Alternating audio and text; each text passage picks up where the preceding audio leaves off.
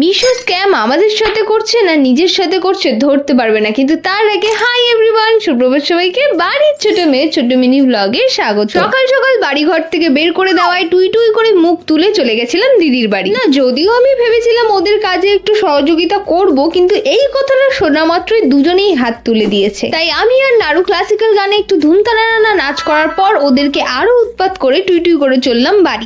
মলু যা, এরকম উৎপাত করতে থাকলে এই মাইয়া মানুষটার কোনো বাড়িতেই ঠাই হইব না।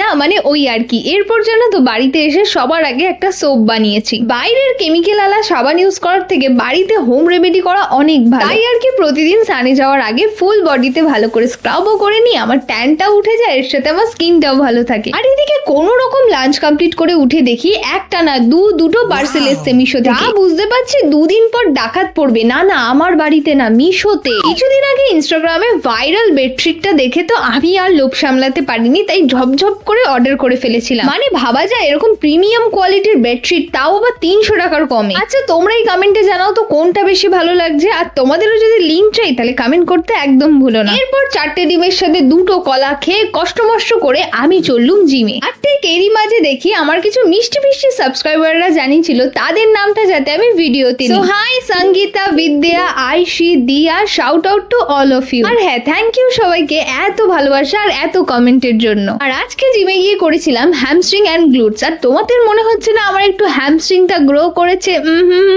থু নজর না লাগ যায়। না হবে, আজ না হোক 10 বছর পর তো নিশ্চয়ই হবে। না বাবা থাক, আজকের জন্য একটুখানি আচ্ছা চলতা হো দুয়া আমি ইয়াদ রখনা। আর দুষ্টু মিষ্টি সিরিজ দেখতে গেলে কি করতে হবে? অফকোর্স বাড়ির ছোট মেয়েকে সাবস্ক্রাইব করতে ভুলো না। টাটা সবাইকে, হুশ।